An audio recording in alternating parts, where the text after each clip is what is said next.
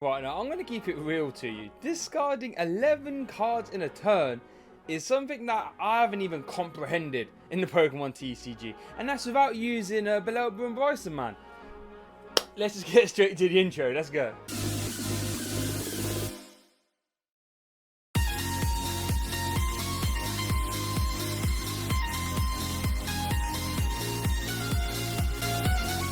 Right, so like I said, this little geezer right here, he is the engine. He discards 5 cards on his own. Now granted, it might be on a coin flip, but we got ways to get around that, so let's have a look. We start off our list with, oh, it's a bit awkward this, isn't it? A full four of the Toxel, or the Toxtricity line, I should say. Toxtricity for a twin energy. Okay, he flip a coin. If it's discard the top 5 cards, I should say. It's that bonkers, I can't even say it. Flip a coin. If heads, discard the top 5 cards of your opponent's deck. If tails, discard the top 5 cards of yours. You can see what the other attack is. It's like 3, 4, and 6, I believe. But in this deck, we have no means to use it, so you can see it there. So like I said, discarding top 5 in and of itself. That is incredible. Discarding 5 cards at a time. Absolutely bonkers. You don't really have to do it that much to win a game. Because you know they're going to be playing researchers on their own end. Crobat and Dedenne. You know, they're doing your job for you. So we've got a full 4 for the Toxtricity there. Toxel, you know, it does 1 for 10. I think that's the reason we played this one. 70 HP basic. Okay, let's get on to our backup Miller. Okay, so we've got 4 of the Alolan Muk. Scary geezer. So what he does, he's got an ability. When you evolve him, when you place him from your hand to evolve him, you can look at the top 6 cards of your opponent's deck, discard any items you find there. Yeah, so that's pretty crazy, man. Like, so, you know, so granted, you know, it says in the thumbnail, discard 11 cards. That's on the assumption he gets 6 items and 5 off your Toxicity. That might not happen every time, but if you just get 2 or 3, and not only are we, like, you know, hitting the deck quite hard, but we're taking resources away from our opponent. You know what I mean? Like, we're taking away quick balls, we're taking away, I don't know, reset stamps, we're taking away, you know, all this stuff that they want to play. They ain't got them no more. And that's pretty scary. That's scary stuff. I tried to make Alolan Muk work before. I don't feel as if he was hitting the deck quite hard enough, but I think between this and Toxtricity in the games I've been playing, boy oh boy, you are hitting the deck hard. It's also worth noting that this Alolan Grimer is probably the best one to play. It's got 80 HP, which is fine, but it's also got a free attack. I think it's collect. For no energy, you can draw 2 cards.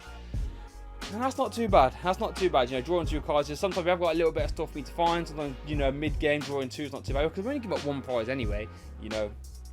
Drawing 2 at the start of the game is really good, or any time drawing 2 is quite nice.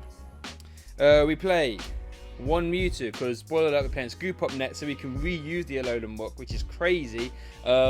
So we've got that, and anytime you're playing Scoop Up Nets, I think, you know, we need quite a lot of maintenance going throughout the game. So I think, you know, having Scoop Up Net into Mewtwo, in case our hand ain't the greatest, that's going to really help. So we play that.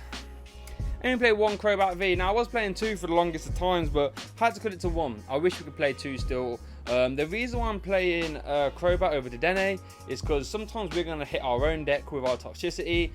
We might end up decking ourselves out. We have to turbo through quite a lot. So I will try Dedenne for a few times. Maybe going for 1 Dedenne, 1 Crobat, just to really brick-proof yourself. But at the minute, this is what I'm working with. Alright, let's get on to the supporters. So yeah, we've got 2 Marnie. We need some sort of draw. This is going to add like a little bit of disruption from, into our opponent's side as well. Now, I'm not going to lie to you, you could also play 2 Professor's Research here in this slot. If you want to have a little bit more dig. So far, the Marnie I found to be okay. Some turns you are missing, but you know, we're only giving it 1 prize at a time, so it's not like really the end of the world. We have got other ways to draw cards in this list as well. So Marnie, if you want to be a little bit more defensive, if you want to be more offensive though, feel free to swap these into some research.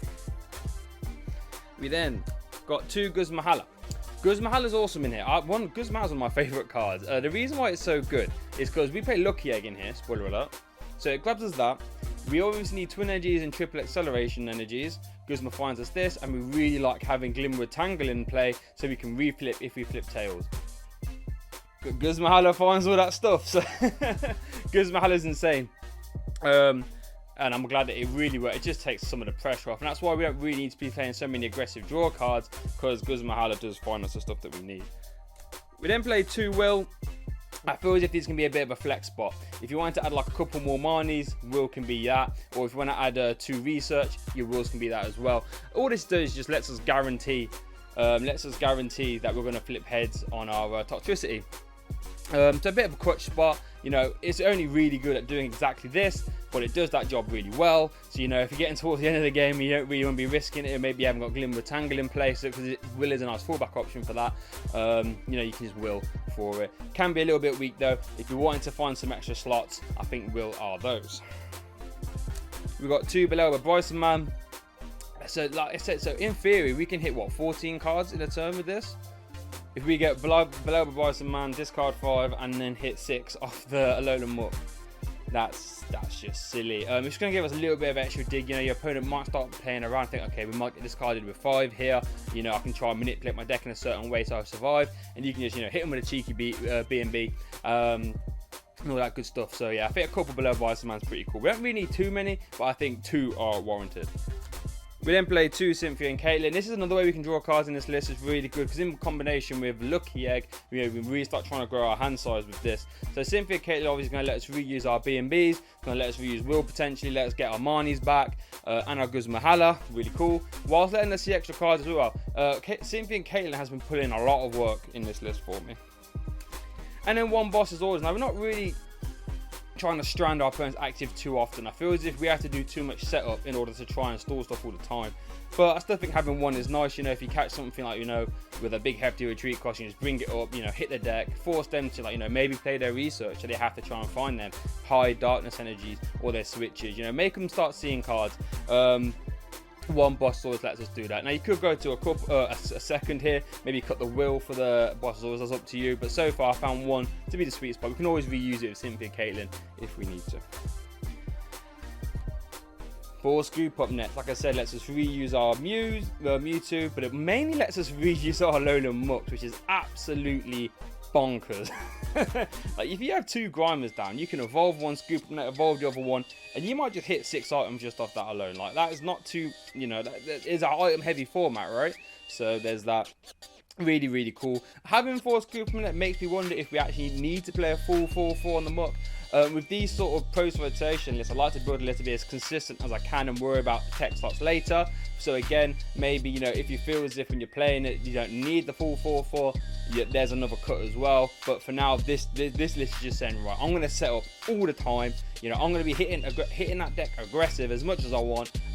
Can you stop me? And I feel as if having the full 4/4 lets us do that with 4 Scoop up nets.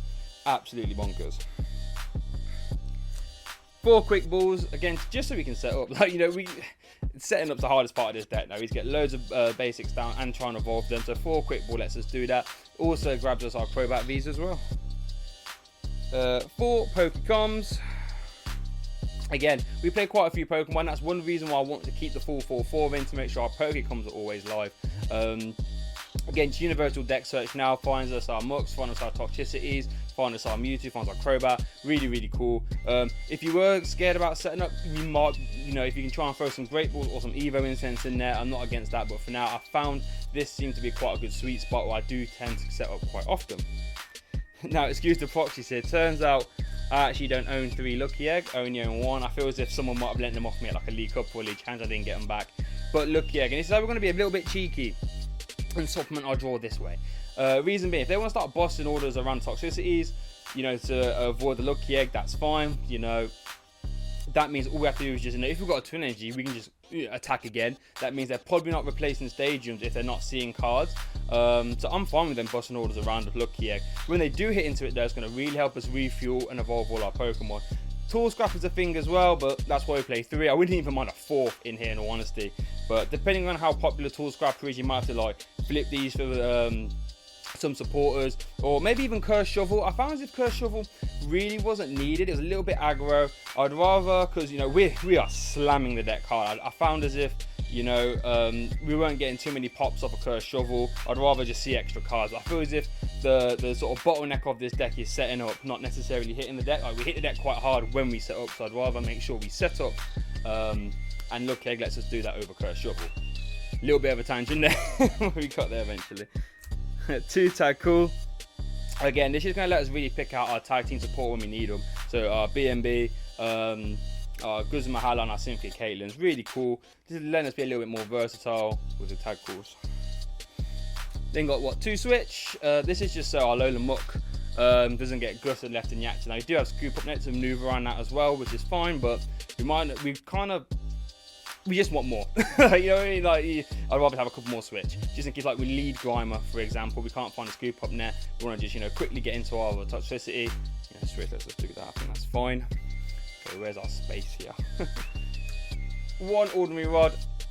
Now, I'm being a little bit cheeky here. Only playing 1 Ordinary Rod. We probably should play 2. But this is Ordinary Rod's just in case, because we end up discarding our own deck with our Toxicity attack, or Risk Take, I believe it's called. We might be able to we might end up discarding our own resources. Ordinary Rod's going to let us, you know, get them back. So I do think for the most part, 4 Toxicities is a fine number, unless you price them, obviously. In which case, having an Ordinary Rod there is fine. So I feel as if 1's a little bit cheeky, but I'm gonna rock with it for now. We then play 3 of the Glimwood Tangle, and this is what I feel keeps this archetype on the map, and I think can make it super competitive, in my opinion. Being able to reflip a coin, if you flip tails, you can reflip, try and get a heads, you know. That's pretty cool. At 75% chance, I think, to flip heads if you've got Glimwood Tangle out. I like those odds. I wouldn't even want a 4th copy in here, in all honesty. So, Glimwood Tangle, I think that's what keeps this deck on the cusp. Like, that's what keeps this deck possible. If it weren't Glimwood Tangle, I wouldn't even bother. But Glimwood Tangle keeps it, you know, keeps it alive. And then rounding off, we play a 4/4 of the twin and triple acceleration energy, because Toxicity can take both.